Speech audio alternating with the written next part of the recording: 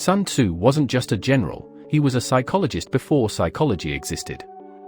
Living during China's spring and autumn period, roughly 500 BC, a time of endless conflict and political chaos, he wrote The Art of War as both a manual for victory and a guide for mastering the human mind.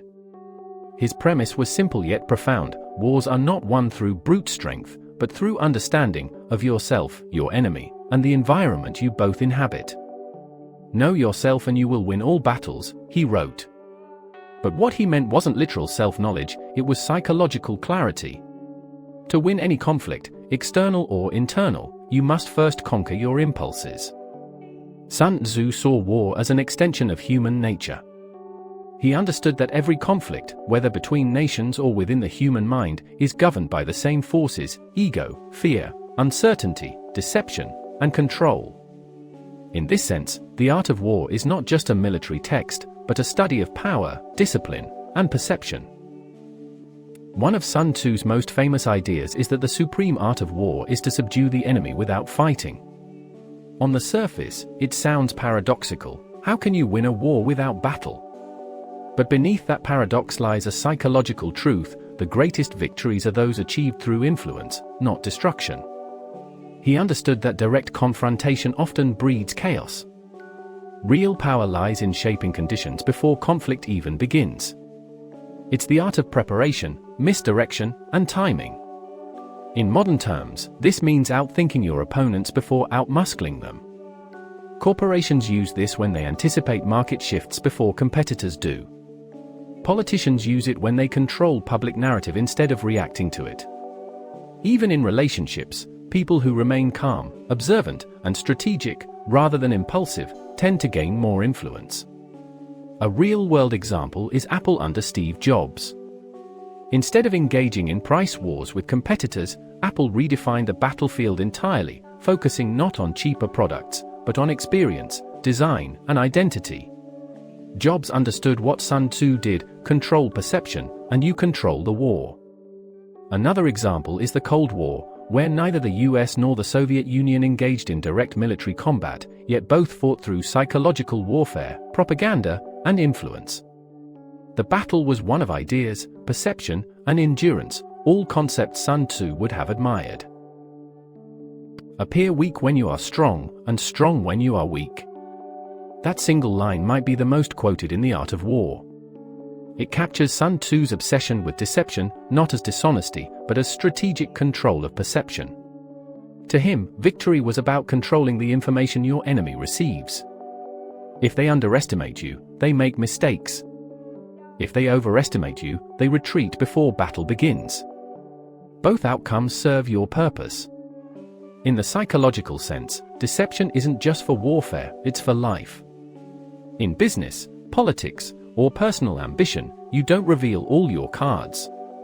You let others believe what benefits you most. A clear modern example is Elon Musk. Musk often makes bold, even absurd, public statements about his plans, from colonizing Mars to AI dominance. While some of it may seem impulsive, it's often strategic. He manipulates attention, controls narratives, and shifts market behavior simply through perception. That's not accidental. That's psychological warfare in a modern battlefield, the information age. Sun Tzu also taught that deception is not always about lying. It's about clarity within chaos. In a world of noise, the calm and unreadable person holds power. This is why in negotiation, leadership, or even personal relationships, those who reveal too much emotions, intentions, or weaknesses often lose leverage. Be formless, shapeless, like water. Though this line is often attributed to Bruce Lee, it echoes Sun Tzu's principles perfectly. The general believed that rigidity is the death of strategy.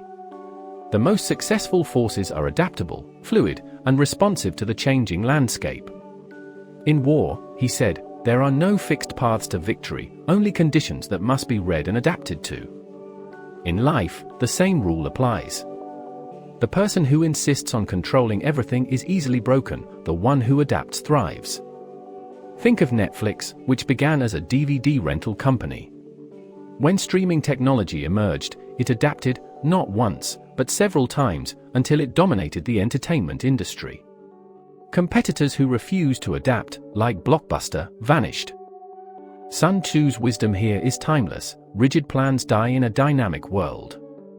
The wise strategist builds flexibility into every move, allowing chaos to become an advantage. On a personal level, this principle translates to emotional adaptability. People who react rigidly to setbacks, anger, defensiveness, or despair lose their balance. But those who stay calm, shift perspective, and move fluidly through changing circumstances emerge stronger. Perhaps the most overlooked message in the art of war is that the real battle isn't external, it's internal. Every strategy, deception, and maneuver begins in the mind. Sun Tzu warns that uncontrolled emotion, anger, pride, impatience, is the quickest path to defeat. He wrote, "If your opponent is of choleric temper, seek to irritate him."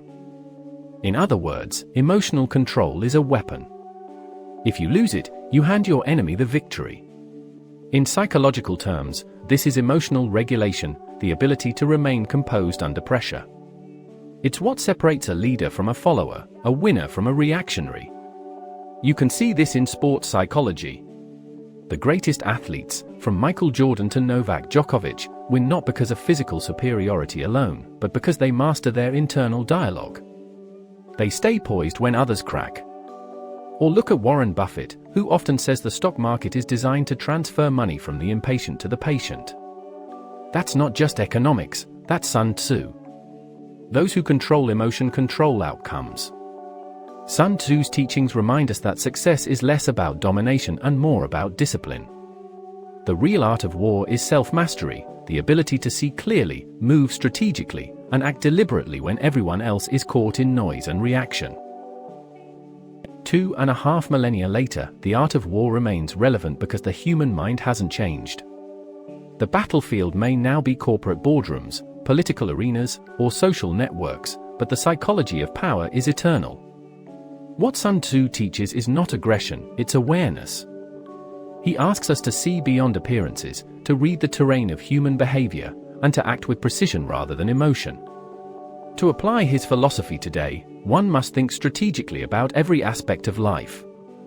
Understand your environment before you act. Conceal your intentions until the time is right. Adapt to chaos and turn uncertainty into advantage. Conquer your emotions before you attempt to conquer others. Because the truth is, every day is a form of warfare. Not against others, but against distraction, ego, impulse, and ignorance. And perhaps that's why the art of war endures, not as a manual for soldiers, but as a mirror for the human condition. Victory, Sun Tzu reminds us, is not in destruction, but in understanding. The greatest generals and the wisest individuals win long before the first strike is made.